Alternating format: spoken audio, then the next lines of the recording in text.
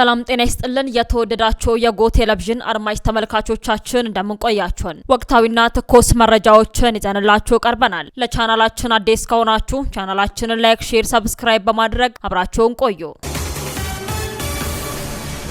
ህዳር ሲታጠን በሚል ቆሻሻ ማቃጠል እንደማይቻል ተገለጸ።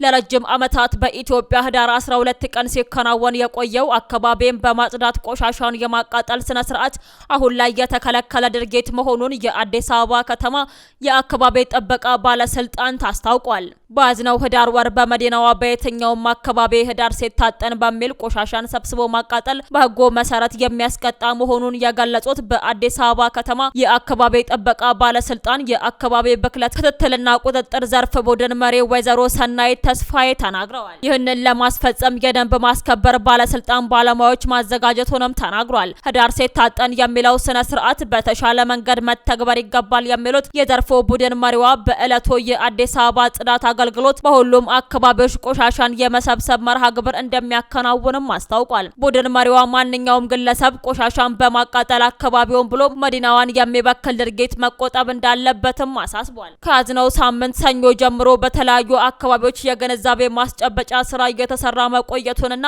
እስከ ህዳር 12 ተጠናክሮ እንደሚቀጥል የአዲስ አበባ ከተማ አስተዳደር የአካባቢ ጥበቃ ባለስልጣን አስታውቋል።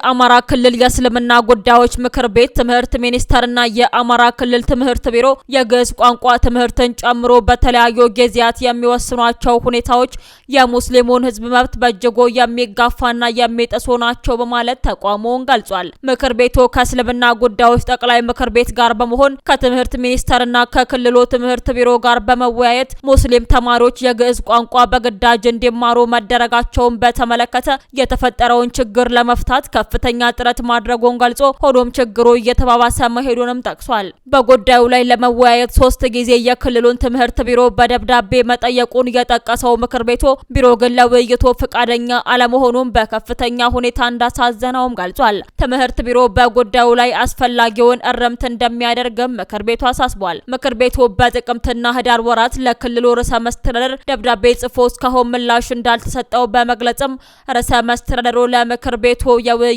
ጥያቄውን ምላሽ እንዲሰጡም ጠይቋል።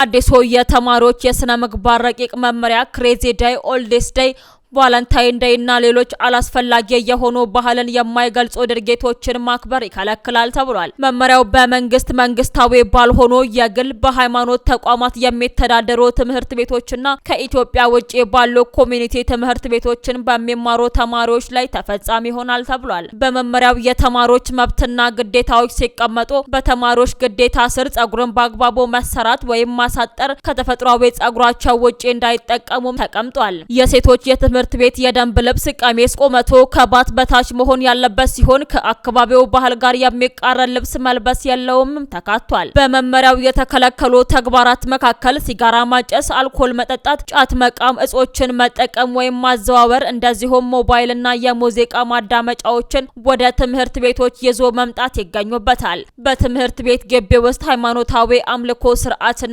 የፖለቲካ እንቅስቃሴዎችን ማከናወንም በመመሪያው ተከልክሏል። በመመሪያው ሀገራዊ እሴት ያልሆኑ መጤ ነገሮችን በሰውነት ላይ መቀነስ ሲከለከል፣ ሴት ተማሪዎች የጥፍር የጸጉርና የከንፈር ቀለምን ከመቀባትና ከመኳኳል እንዲሁም አላስፈላጊ ጌጣጌጥን ከማድረግ ይከለክላል ተብሏል። በተጨማሪም በረቂቁ በትምህርት ቤት ውስጥ አላስፈላጊ የሆኑ የኢትዮጵያዊነት ባህልን የማይገልጹ ያላቸውን ድርጊቶች ክሬዚ ዴይ፣ ጀንትል ዴይ፣ ኦልዲስ ዴይ፣ ቤቢ ዴይ፣ ፍሪት ዴይ፣ ቶማቶ ዴይ፣ ቫለንታይን ዴይ፣ አፕሪል ዘፉል፣ ከለር ዴይ፣ ፒጃማ ዴይ መፈጸምና ሌሎች አላስፈላጊ የሆኑ ባህልን የማይገልጹ ድርጊቶችን ማክበር እንደማይችልም ተገልጿል።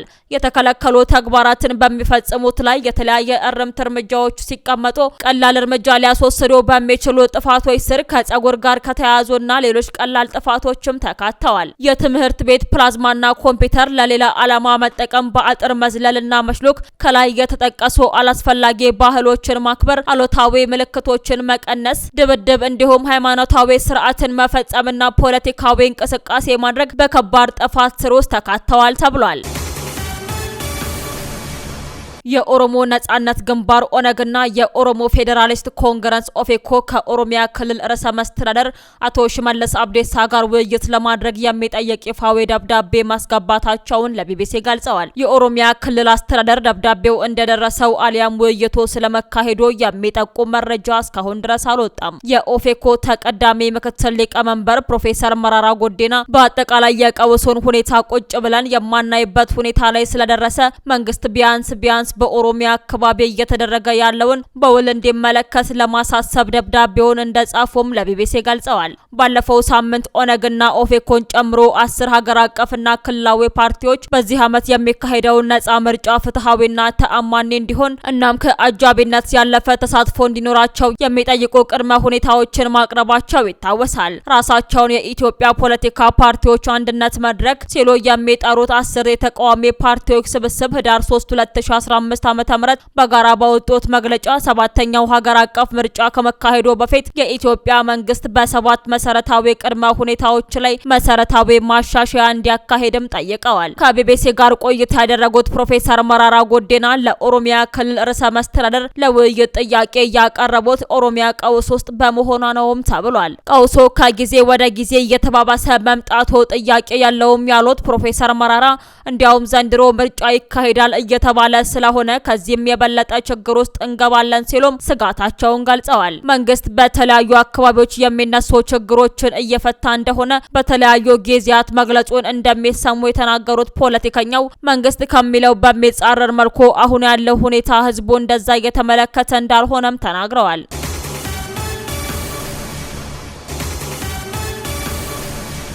ውድ አድማጭ ተመልካቾቻችን ለሰዓቱ ያዘጋጀንላችሁ መረጃዎቻችን እነዚህን ይመስሉ ነበር። አብራችሁን ስለነበራችሁ ከልብ እናመሰግናለን። በያላችሁበት ሰላም ቆዩን።